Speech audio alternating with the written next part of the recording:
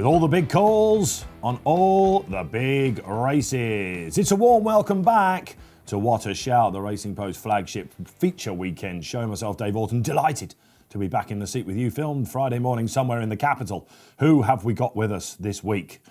Along with our sponsors, Bet365. It's another big weekend, just a couple of Group 1s and a Cambridgeshire to talk about. Back in his rightful throne in the studio, Paul Kealy after a little break. How are we, Kills? You look fresh, man. Yeah, not bad. I had a bit of culture. Went to the theatre a few times. Never. Yeah, I did, yeah. My wife's trying to broaden my horizons, as it were. Went to see Back to the Future last night. It's brilliant. Is that, I was about to say Old Dog and New Tricks, but that's literally New Tricks and Old Dog, isn't it? Yeah, fantastic that was. And a few days in Dorset, visited Steve Palmer and his missus and lovely kids. So yeah, good. You survived that one, all right. Only here for a week, got another 2 weeks off after that. There we go. Well, we're delighted to have him back. We know you are out there as well. He's got his tipping hat on. Now, he's been in with the studio with us last couple of weekends, but it's a huge day tomorrow for Bet365. They're sponsoring the Cambridgeshire. Where's Pat Cooney? Yeah, well, I'm checking in from Newmarket as we speak at the moment. Dry and very, very warm. So I would be drawing a line through the soft brown horses tomorrow, that's for sure. All right, OK, yes. Did you draw a line for our invites for Cambridgeshire Day? He's been in the office as well, hasn't he? We were hinting. We took him out for lunch. Dropped off a couple of tickets. I know. We only took him down a greasy calf, to be fair. We're stuck here, Kills. Absolutely. All right, now, where are we going guest-wise for you this week? It's been some year, 2021, for David Probert, and we go all over the place on What a Shout. David, I believe you're on the road. Yeah, hi, how are you? Absolutely fantastic. Not as well as you, David, but we will get into that. Group 1, bidding to make the breakthrough is David tomorrow on one of your favourite fillies out there. But here is what's coming up on the rest of the show today. OK, we got David. We'll be talking about what a year it's been since he rode his first winner in 2007. Stratospheric, I think we can say. We'll be looking at the hot topics, picking 3 amongst 6 beauties for you there. Then come the race previews, all important for you, along with the weekend winners.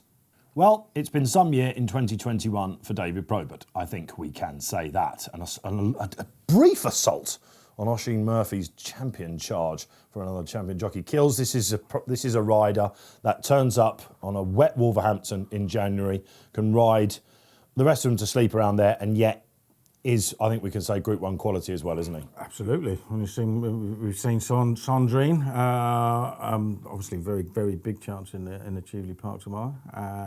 And my personal favourite was a handicap, though, this year. Valley Forge, winning at the Ebor meeting, got me right out of trouble. I thought it was a lovely ride, that was. Yeah. So, yeah, all systems go. Big day tomorrow. Absolutely, and something of a punter's pal, because it's been 125 winners then this year, David. That makes it 1,217 overall. As I mentioned at the top of the show, your first winner was for Bernard Welling. That was Mountain Pass at Wolverhampton, December 3rd, 2007. Then a year later, it followed as well. Your first came for Andrew Balding. You've now ridden over 400 of those winners for Andrew as well. He's flying, you're flying. What's the secret to the success? No, thanks, guys. No, it seems a long time ago since having my first winner at Wolverhampton, and I really kind of was lucky to be a part of a real good yard of Andrew Balding, and been continuously riding for the yard, and you know the yard's just grown so much over the last decade or so, and it's great to be a part of, and I'm riding plenty of winners and really enjoying it at the minute.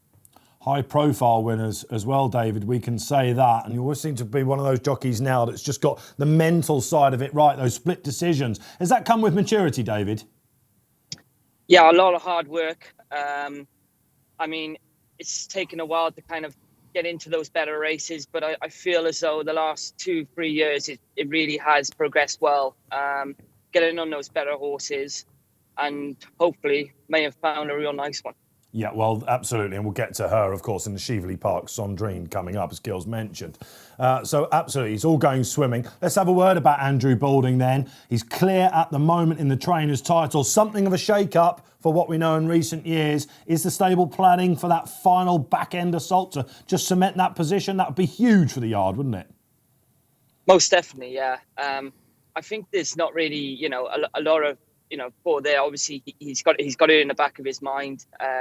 I think he's just really concentrating on keeping the horses healthy and keeping them fit, and just continue. Just hopefully the good run continues and they keep running well, and they have done all year. So he's had a great season so far, and I'm hopefully it'll be gunning for him anyway to get the championship, because he deserves it, because where he's come from the last 5 years, he's done really well. Yeah, it's not just him, David, it's you as well. And people that see you on a race course, David, people in the racing profession that know you, only have good things to say about you. That's David Probert then. What a year it's been. Get your feedback in for David below. What were the winners that you backed that he rode?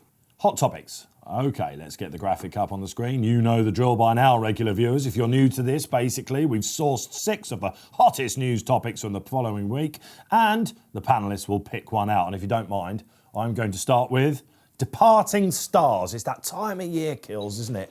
Where we're getting ready for the jumpers to come back up. You've done your tent to follow, no doubt. I've done my dark horses, all that sort of stuff. Everyone's starting to think about the anti-post. Here they come. This flat season just get a little bit quiet in a couple of weeks before another crescendo. And the news this week, a double blow for Willie Mullins. Monkfish out for the season, but dear old Min retired as well. That was the big two of the week. Yeah, big tour this week. Obviously, LTO the week before, being retired as well. So you got 2 horses from that Supreme, that great Supreme, in which LTO won, Min was second, Beaver Dare was third. Some people like to moan about horses staying in training for too long, should be retired, owes nobody anything, and other people moan about them being retired too early. You're one of them. And we've had both of that recently, haven't we? I mean, to me, it's purely up to the owners. I mean, if a horse is happy in its work, etc., and enjoys the routine of racing, and then why shouldn't it go on, even if it can't be at that level? And if the owner wants to go out at the top, then let them go out at the top. I don't have a problem with either, to be honest. Yeah, you're quite close to connections, aren't you? Of Min and Monkfish. Yeah. Obviously, it's a big shame about Monkfish. Tendon injuries, we know. Top of the game's got one, and there's another name. He's out again and until 2022. So you never know whether they're going to come back at all. It is just a case of a season out at the moment, but whether they come back and reclaim former glories is hard to say. You'd have to say it's normally doubtful. Yeah, he did look the real deal, Monkfish. He did look the real deal. He made a meal out of his winning. He did make a bit of a meal out of winning at Cheltenham, and his run after that wasn't so good. Maybe he was already feeling something. We don't know. You know what I mean? Yeah, these injuries crop up. There's nothing you can do about that. But no, I've no problem with horses. I've no problem with horses jumpers being retired a bit early, the really good ones, or staying in training. So one looked the real deal. Hopefully he'll be back. It's hard to come back, isn't it, as Kill says? But one proved himself to be the real deal in Min. We've all got a Min highlight, haven't we? I was cracking horse. I mean, his win in the Ryanair was my personal highlight. Yeah, that's up there with me as well. It's one of those where, I never really, it was a horse I never really warmed to. But then I started to think, hang on a minute, this is a big price.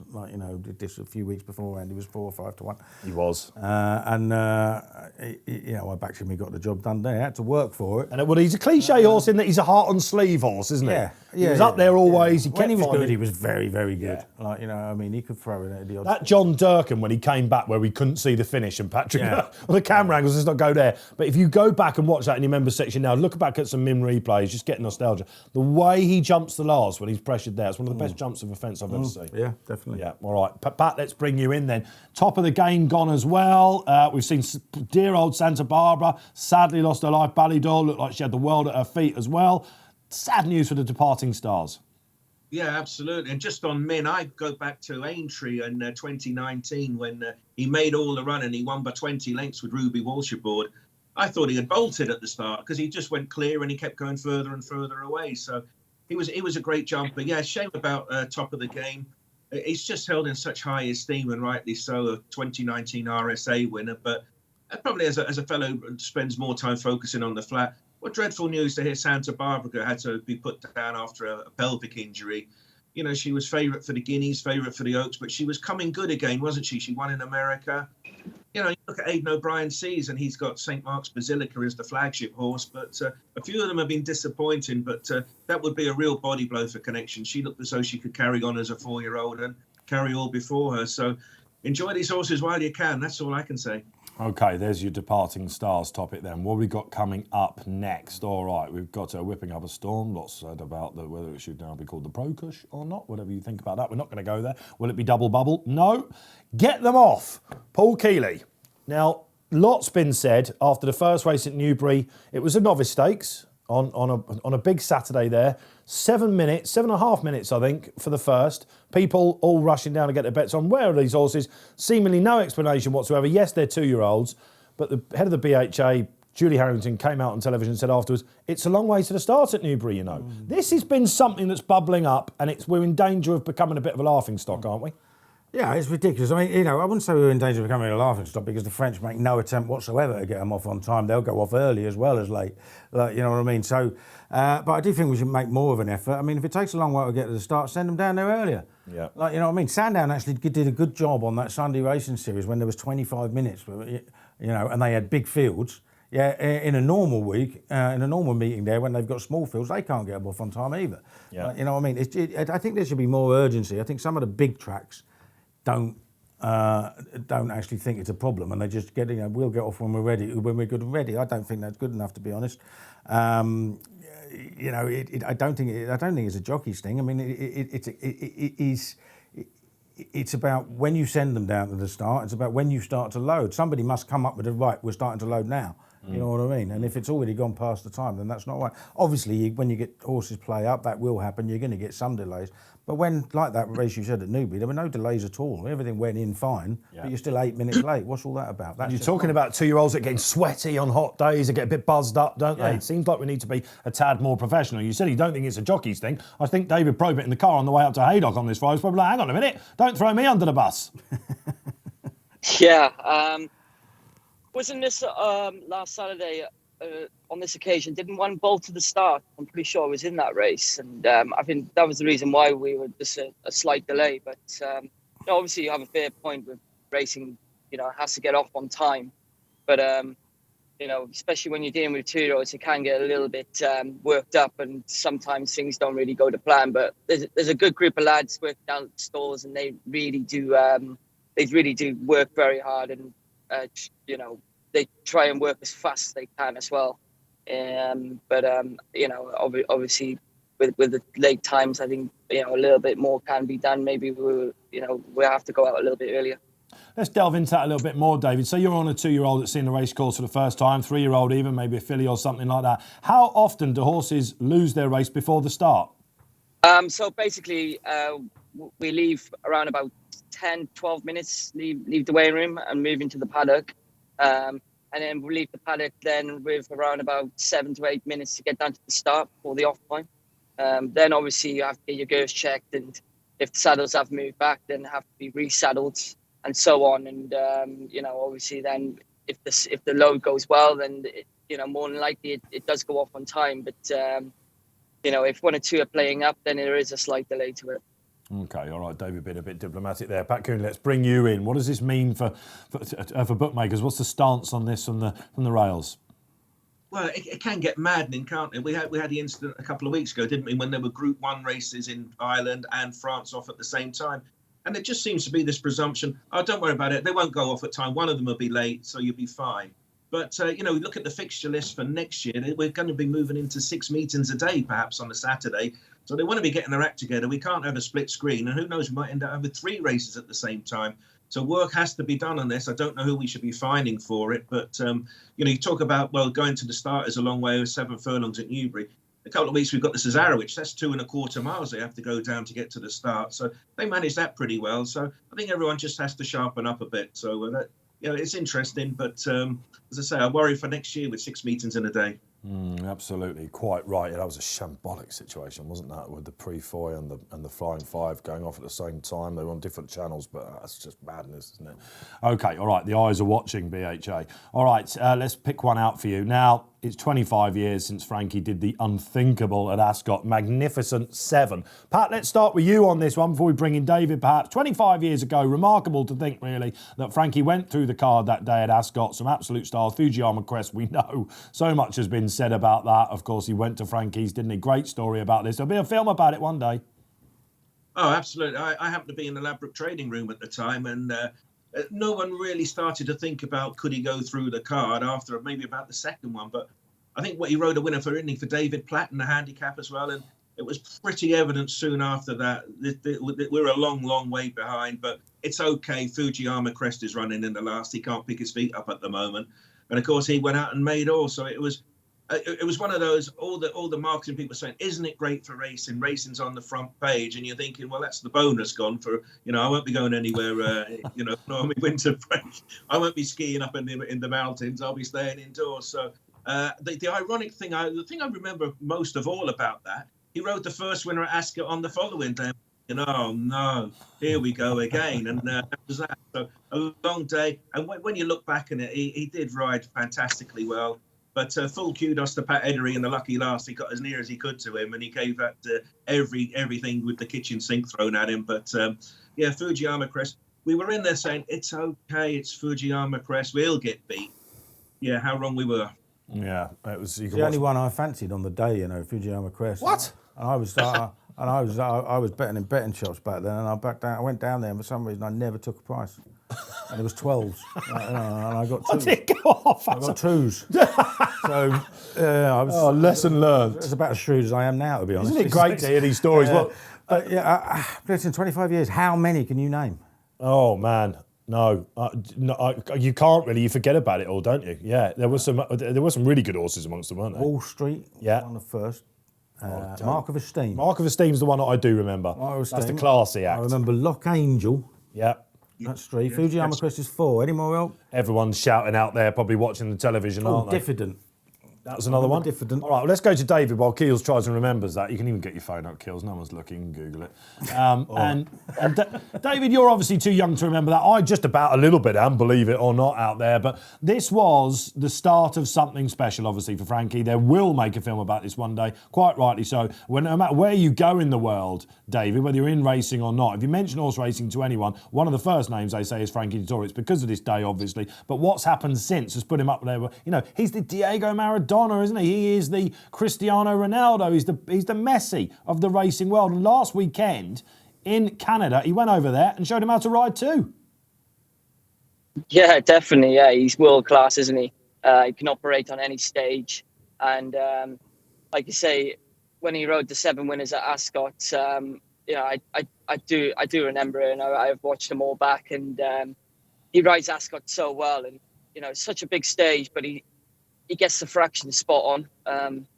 He's such a versatile jockey. Also, he can feel a rhythm great in a race, and ride any sort of. If the speed's too quick, he ends up in the perfect position also. He was certainly on fire that day, wasn't he? And it must have been a massive buzz for him. Yeah, he's changed the game media-wise, David, as well, hasn't he? I mean, you know how to deal with social media now and all that sort of stuff. But what about the fitness levels of the man? I mean, how old is he? He's in his 50s, isn't it? It's incredible, isn't it? And yet, he'd give you a run for your money, as we saw at Doncaster in the finish. Yeah, definitely. Yeah, he's he's definitely a veteran of the game, and his fitness levels are on peak. I suppose I don't know how difficult he finds it up against the younger lads, but it doesn't seem to show on TV anyway.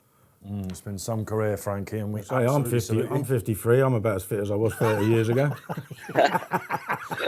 It's not hard to maintain this sort of physique, Kills. I'll give you that one. Come on, then. What are the other horses? Right, in order: Wall Street 2-1, Diffident 12-1, Mark of Esteem 100-30, Decorated Hero 7-1. 2 of the ones I forgot. I don't even remember this one. Fatefully. No. 7-4. Lock Angel. I do remember Lock Angel 5-4. And Fujiyama Crest. Fujiyama Crest being the final leg. Honestly, watch it back. Mark of Esteem was 100-30. 100-30, yep. Take me back in that TARDIS. Frankie, you've changed the game. We love you. First of the big race previews. What a weekend it is for them. Coming your way. 150, a treat. It's the Royal Lodge then. Group 2 for 2-year-olds. Won by some absolute worldies. None other than Frankel 10 years ago when you said it was at Ascot, Keels. It was at Ascot, mate. Yeah, won by 10 lengths. Comes sweeping round the bend. You only have to be on social media for a little while to see the video pop up every now and again. Yeah. Fantastic performance. Probably haven't had anything like Frankel. Mixed bag anywhere else. Like, you know what I mean? But Roaring Lion won it a few years ago. He was probably the best horse at this meeting a few years ago. So You seen the ball big in this? yeah, I think Royal Patronage will win. I don't think he's been given the credit. He was 25 to 1 shot at York, but when you think about it, I mean, he's now run, ignoring the first time out maiden run where he was well down the field. The only horse that's beaten him in his last 3 starts is Native Trail. Yes, he did it easily, but it's a big step forward each time. He absolutely bolted up at Epsom by 5 lengths, went into that York race. I thought he was commanding, guaranteed stayer over third. I think the front 3 are, to be fair. Yeah, I wouldn't have him third in the betting. Obviously, Corobus is well touted after winning once. And Masakalo has decent form, obviously, because obviously ran Native Trail close and Bayside Boy who won at York. So, I think, he's the solid one and should be favourite. But I think Royal Patronage get out there on front and do hopefully what Naif Road did for Mark Johnston on Thursday. I think that, yes, good shout, Kills. That was one of your sizzlers. I think that you absolutely nailed that. I won't add too much more to it. I thought that Masakalo is the most likely winner on that Native Trail near miss. We know that he's head and shoulders above the rest of them. But at the prices, I had it down to 2 Royal Patronage as well. And it's the race tactics which make me think he's going to take all the beating like he did in the Acomb. And the step up to a mile is just going to keep going, isn't he? So get on that rail, Royal Patronage, and crack on. Pat Cooney, how's the market gone and who wins? Well, I make that 3 Royal Patronages, really, but Masakalo is favourite at 13 to 8. And as you alluded to there, he's got form with Trail, current Guinea's favourite. He beat Bayside Boy. All looks very good. Every article Oisin Murphy writes, he's always praising this horse. So a worthy favourite. The unknown is Corribus of Charlie Appleby, Godolphin. 1 run, 1 win. Hard to get a proper handle on. You just respect the yard, but he's 11 to 4 as we speak. I don't think he merits being second favourite. And I'm a Royal Patronage. When that Acomb Stakes at the York Ebor meeting there were 5 runners going down to post. Everyone was billing it as this is the best 2-year-old race seen so far. There were well-touted horses from various stables. Royal Patronage, he jumped off. He made all the run at 25 to 1. And after the race, everyone said, oh, well, maybe it wasn't such a good race after all. Well, a minute earlier it was. Royal Patronage jumped off, made all. He might just be like a runaway train in front. I think Royal Patronage will start a lot less than 3, and I can see him winning. There you go. First of your big race previews. We're all agreeing here on the panel with a runaway train, and it's not Masakalo. 2:25 at Newmarket. First of a couple of Group 1s for you then this weekend. What a time we're having on the flat season. And we will see the best juvenile sprint filly coming out in the Group 1 Chieveley Park Stakes. All right, Pat, give us the lowdown on this. Who's been hot, who's been not? We've got an Irish raider coming over. Well, undeniably hot has been the favourite Sacred Bridge. Joe Lyons, Connor Keane, just carrying all before them in Ireland. She's owned by Juddmonte. They sponsored the race, so it was always, I suppose, the intention to send their best runner here. And it looks as though Sacred Bridge is the one. She's 4 from 4. And, I looked at her record. She's actually finished in front of 45 horses in all 4 of her races. So she's beaten a lot of rivals. That being said, last time out was a Group 3. She won that handily. She now goes up to this grade. So it is her toughest task so far, but she looks the part. Everything's in place, and she's been solid in the market all week. But she does have to beat St. Claudette and Sandrine, who were first and second in the Lowther.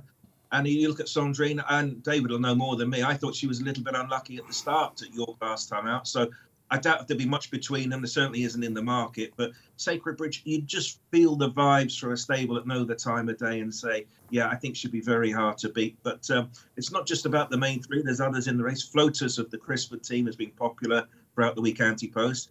And you've got an Aidan O'Brien horse, Tenebrism, 1 run, 1 win.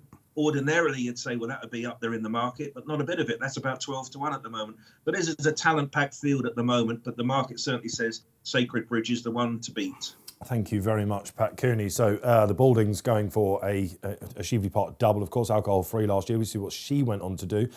He's mentioned the big players in the market, Kills. I had it down to 3. I thought the market had it pretty much right, but I will be taking on the Fav, and I think that Sandrine is good value. Yeah, listen, I agree with that. I think of the British, I think Sandrine is the most likely winner. I do think, like Pat said, I think she was a little bit unlucky and then ended up in the wrong place because of the start.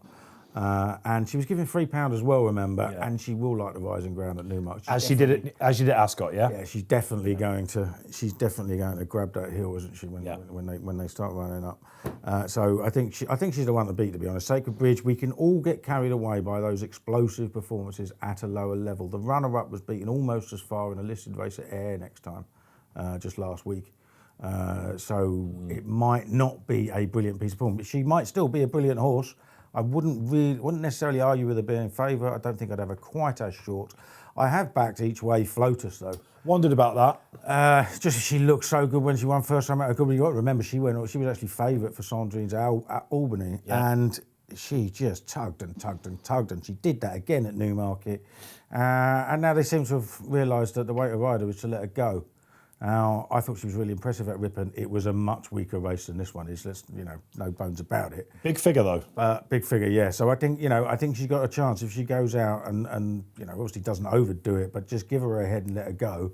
I think she'll be more of a threat in this race than she has been in the previous ones. That's my selection. That's the one I've backed. I think Sandrine is probably the most likely winner. Yeah, very solid. All right, David, you've heard from the panellists, you've heard from myself. The question everyone will be wanting to know from you is, how's she going to handle that famous dip on the Rolling Mile? Yeah, I shouldn't be in it too much of an issue for her. She's quite a well-balanced filly. She's a very well-natured filly also, great temperament on her and doesn't run too keen in her races. So I would hope she will, she should handle that those dips pretty easily there tomorrow. I mean, she feels in great form at home also, so she's going there, in top nick also. So just hope there's not too much of a track bias. Yes, that's interesting, isn't it, David? Of course, a lot of people at this meeting go for that stands rail, quick ground, could well happen. So, all right, there you got it. You've heard it from the jockey himself, Sandrine. Could that be David's breakthrough winner? What do you think will win? Let us know below. 3 o'clock. Let's treat you to yet another Group 1. And this time it's the Colts coming out, 6 furlongs. It's the Middle Park. Now, I think we can all agree, guys, that finally the horse racing fraternity has stopped trying to make these horses into Guineas horses. Why? Because we have a Commonwealth Cup, of course, at Ascot now, the Group 1, that has really ignited our 3-year-old sprint division. Who's going to come out on top of them? Pat Cooney, this looks a belter to my eyes. It certainly does. Current favourite is Perfect Power, Richard Fahey. I think all of us who backed him at Glorious Goodwood were so upset. He was so unlucky. He went to France for the Group 1 race, and he won with Christophe Supersumi aboard. Simeon, who keeps the ride in the race tomorrow. Now, he won well that day, and he beat Trident. Now, Trident, we know, ran at Newmarket on Thursday, was a well-backed favourite, finished second. I don't know if that's a positive for the form or a negative. But he merits his place. He has won the Group 1. We worry about draws, don't we, an awful lot. He's in stall number 1, and we keep talking about is the ground going to favour the stand side. Well, he's out there marooned in stall 1, so we'll leave that to Monsieur Simeon to figure out. So he's favourite. He's around about 7-4. I don't think he'll get much shorter than that because there's other horses here who are capable of running their best race. I thought Dr. Zemph, Gerlines, Connor Keane aboard. I thought this fellow has been a little bit unlucky in his last 2 defeats. One of them was a Group 1 last time out behind Hugo Palmer's Ebro River. He came through fast and late. That was a Group 1. So you've got Perfect Power, who has won a Group 1. Dr. Zemph, who maybe should have won a Group 1. One's 7-4, one's 5-1. I'd rather be back in the 5-1 chance. Okay, thank you, Pat Cooney. Yeah, I say this looks like a belter, Kills, because I've enjoyed the narrative of these 2-year-olds taking each other on. It doesn't often happen, does it? But they've been to Goodwood, they've been to Ascot, a lot of these horses. They've been to France, obviously, as Pat mentioned there. We're getting a bit of a story with them, aren't we? The Fav looks very strong to my eyes. He was the last one left. I thought I was going to have 2 or 3 of a shortlist. I got it down to him, watched it back again. I think he'll win. And then I saw the draw come out. I don't worry too much about the draw. I'll tell you what I'm worried about it. Sumion's on it. What's he going to be, 3 off the rail? Listen, Super Sumi, we know that. Is he going to be 3 off the rail, though? Is it going to be like Goodwood, where he's got a... Isn't going to be much worse than that, is it? When you're betting under 2-1... I think, I think he's the best horse in the race, simple as that. I think, I actually thought when I watched that Goodwood race, first of all, I thought, well, Asymmetric won it quite well. And then the more you watch it, you think, crikey, it was unlucky. And now he's come out, he's won easily. I mean, Trident yesterday just got outridden by the jockey in front on Modern Games. And Modern Games might yet be a good horse. Might be a decent horse anyway, and he obviously floats over that fast ground. And he got, it was with the breeze yesterday. It was a tailwind. He had a nice easy lead, and away he went. So I'm not worried too much about that form. I think Perfect Power, as long as he's, if he's sat out the back, probably going to be the wrong place to be. Given A, it's fast ground. B, the wind is forecast to be the same again. Yeah. So you're not going to want to be sitting miles off the pace, but you know, I think it'd be fine. I think it'd be fine. It's the best horse in the race. I was getting ready to nap it, and then I could just see Soumillon not reading the script with the way it's playing. It's great to see the top French jockey over here, of course. It means that we're opening up and all that sort of stuff. But I think Asymmetric will look like he's going to win at one point. Quite possible. He might just be found out by that rising ground. So Perfect Power, how do you see him going? Looks like he's going to go off. Fav Kill says, by far the best horse in the race. 340 is only the Cambridgeshire then. How many runners do you want spread across the track? Where are you going to want to be? Now, we had around about this time last year, we had Oliver Cole, joint trainer now with his father. Paul came in to this studio, said he had one for the Cambridgeshire, turned out to be the wrong one. Majestic Dawn, first time blinkers, got on that rail and just kept going. He takes his chance again, Pat Cooney, and there has been some love for him. He's drawn high again with Will Buick on. Yeah, and the draw is very much dictating how the market is shaping up at the moment. I think the last 5 winners of this race have all come from the 20s. So the high numbers are the places to look for, really. And if you backed Uncle Bryn Anti-Post, you're in luck. He's in 30. Magical Morning, now ridden by Frankie. That surprised a few. He's in 35. And Matt, 22. He's in the market as well. The Anti-Post mover really was Chichester, who won so well at the Ayr meeting the other day. He won by 6 lengths and has only got a £4 penalty. So technically, you could say Chichester's the best handicapped horse in the race, but he's there in stall 10. So I'm presuming everyone's going to want to get on the stand side, the high numbers. But my question to David, you're on Amethyst, he's drawn 19. Now, would you rather be on the better ground or where the pace comes from? And as things stand at the moment, you're 19. Are you going left or are you going right?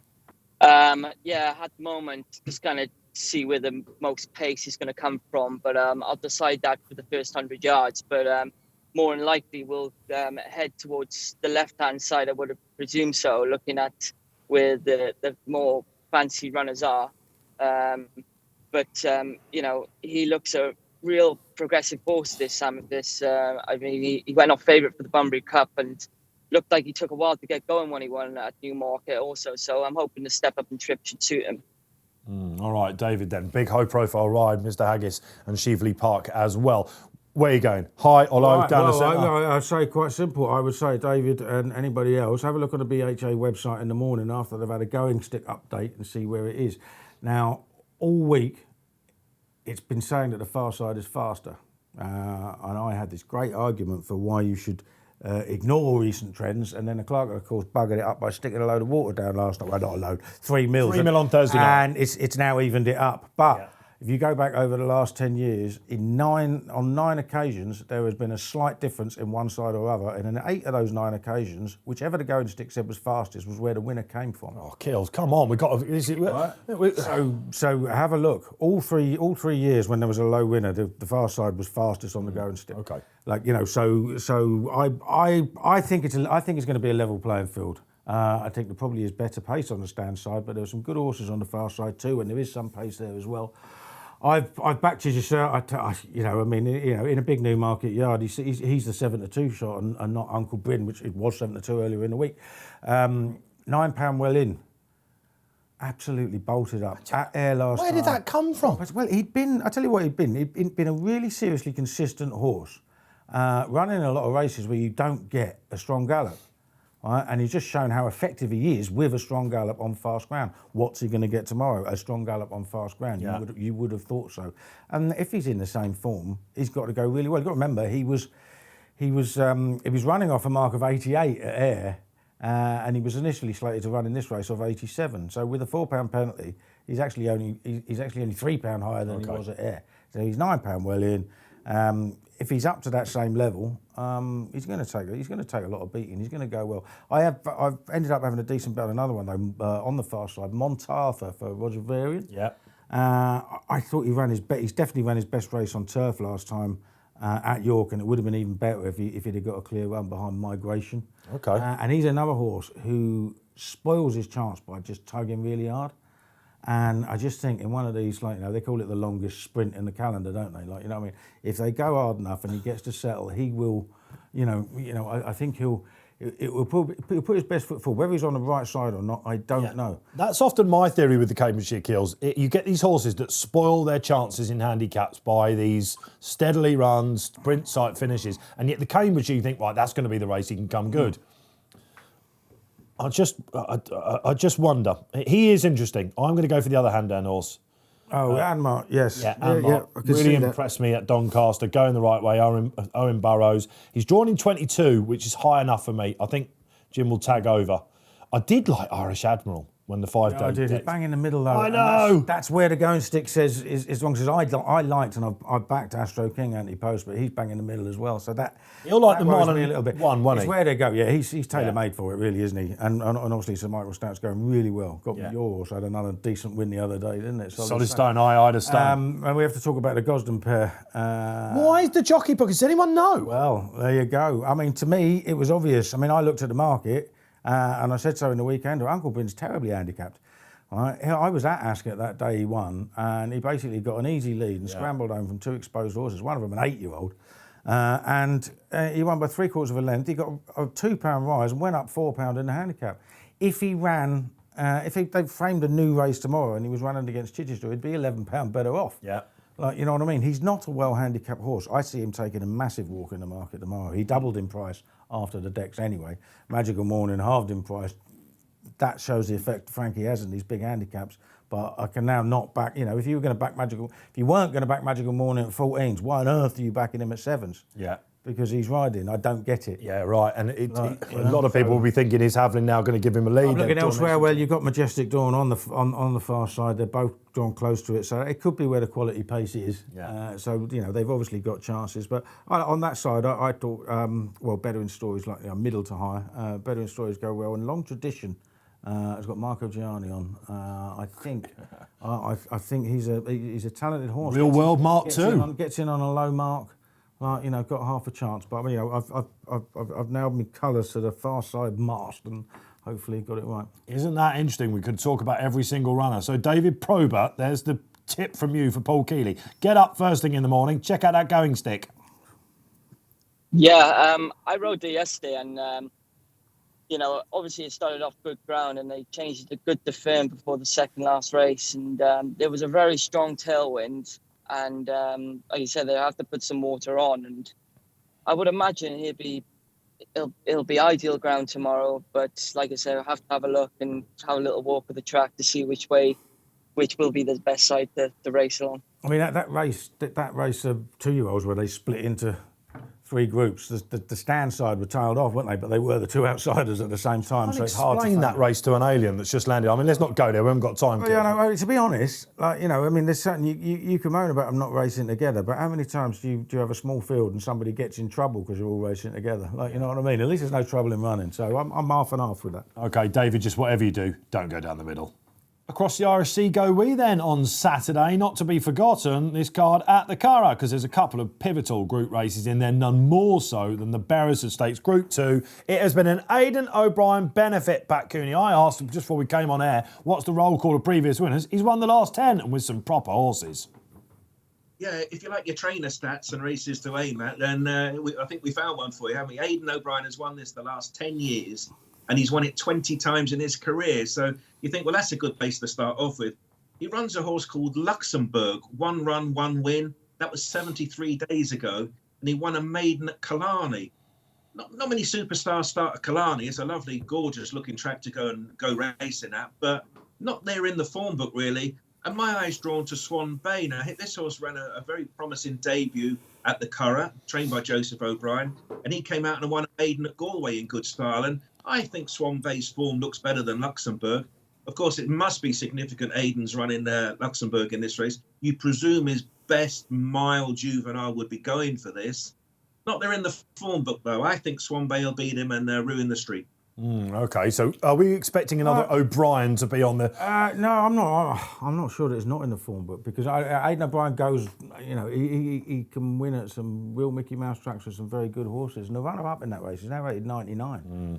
So I don't think, and it won very easily. I think he'll win. He was actually in the Royal Lodge and I was really biting my hands trying to not back him at 10-1 for that, because if it comes over here, he ain't anywhere near that. You know what I mean? But I did the right thing, I think he'll win. The last horse to win this wasn't trained by Aidan O'Brien, was Casamento in 2010. Went on to the win. one before was St Nicholas Abbey. Yeah. And the one before that was Cedar Star, so it isn't a bad race. It's Sadler's Wells won it years ago, Alamshire, Asmore. So it's an unmissable race. Luxembourg could be the new Derby favourite. Yeah, it could be the one. The only thing is, I think Aidan O'Brien's only had 1 2-year-old pattern winner this year, isn't he? I mean, it's just like, he either hasn't got a lot or he's waiting to unleash.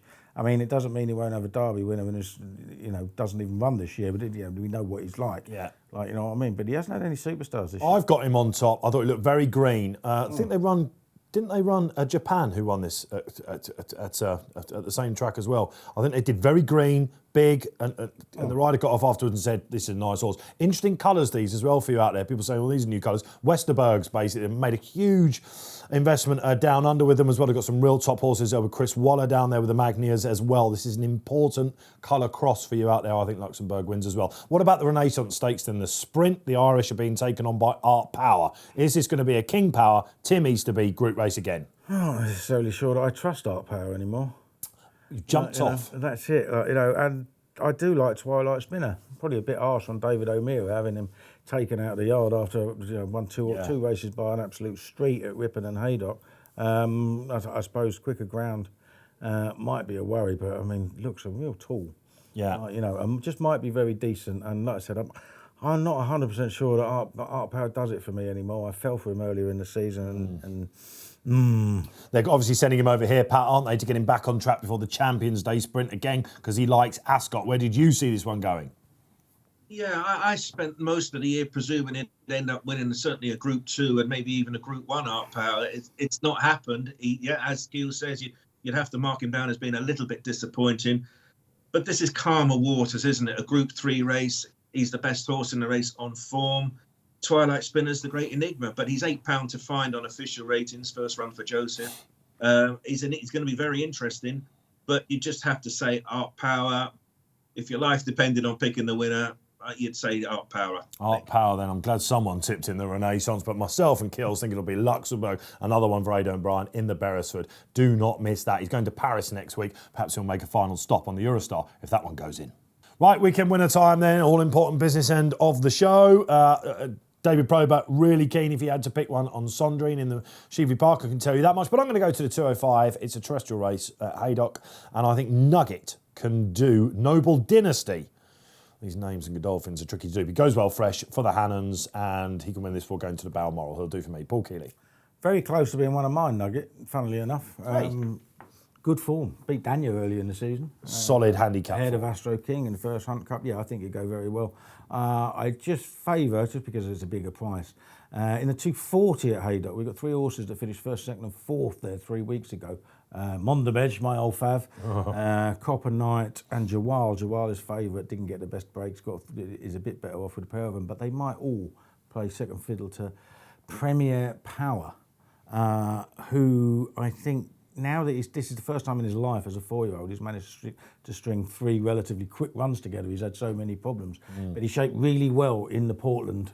He was only beaten 9th in the end, only beaten 3 lengths, run out of it at the end. Might appreciate, he has won over 6, but might appreciate going down to 5. Travelled well in that race. Actually finished ahead of Mondamege and Copper Knight. They were both below form, admittedly. Yep. But I think this might be the time to catch him. There's a decent horse. Was going off at odds on and short prices on the all-weather off marks of 100 and 102. There's 95 on turf. I don't think there's any difference between his ability, judged by what I saw at Donning. So I think he's quite well treated. You were on well-deserved leave, but did you have a giggle at myself and G-Rod for napping Mondamege in the Portland and just running an absolute stinker? No, well, this is it. I mean, I didn't back him when he won at Haydock, and I couldn't not back him at Doncaster. Like, you know what I mean? All he's done is cost me money. Fiend of a sprinter is soppy, sentimental punter that I am. Can't leave him alone. But all right, 2 at Haydock then. You've got 1 Nugget. You've got 1 Premier Power. Oh, blimey, yeah, absolutely. He needs to bounce back, doesn't he? But Kills thinks he will. Pat Cooney, take us to Newmarket. Yeah, and I'm going to be talking Piffle in the 450. Change the habit of a lifetime. What's the love? Did very well to overcome adversity in running at Goodwood last time out. Very progressive filly, trained by Ed Walker, who's going extremely well at the moment. Same again for Oisin Murphy aboard. It's over 7 furlongs. Draw's always crucial. Well, where's she? She's drawn 13 of 13 on the rails. So an awful lot to like about her. progressive profile. She only won narrowly at Goodwood, so maybe she's a bit better than the handicapper has assessed her. So, yeah, I'm going to be talking Piffle all day at Newmarket tomorrow. Yeah, it's usually accused of waffle, but today it's Piffle. There you go. 3 beauties for you to back over the weekend. Well, what fun it's been. That's all we've got time for on this weekend's What a Shout. Thank you for joining us. Thank you, Paul Kealy, for coming back into the studio. A brief hello and goodbye. Yeah, off to Paris next week. Is that right? Yeah. Oh, no, lock up your It's daughter's in French. One of the rare moments of shrewdness in my life. I decided to book in February, dirt cheap on a Eurostar, and an Airbnb that sleeps 6 for buttons, which would cost a hell of a lot more now. Isn't it great we can go back over to the Arc, which is, of absolutely. course, coming back next weekend. We'll see Gills will send us a postcard, and we will be back previewing that. We've got a whopping guest for you next week, all being well. Classy as ever then, from Pat Cooney. And thanks to our big guest this week. It has been David Probert, of course. Punter's Power has been right up there on the Jockey Championship table. It's been some 2021. I'm sure he'll go near 150 winners before it's over. David, before you go, though, we're going to try and get this show out as quickly as possible because your best ride of the weekend, bar Sandrine, comes in the last at Haydock. It's Noble Patron. Yeah, definitely. Looks a real progressive score this year. Simon and Ed Christopher in great form. Won quite well last time at Witt and looked to take a step forward. So hopefully for another big run. Great stuff, David. All the best for the rest of the year and good luck with that Grade 1 breakthrough tomorrow on Sandrine. OK, great stuff. I've been Dave Orton. Don't forget, of course, to download the free Must Have Racing Post app. You can do that on the App Store or the Google Play Store itself. Still so much racing and sport out there. Ryder Cup weekend, of course. Enjoy that. But do please gamble responsibly. So until next week, enjoy the sport.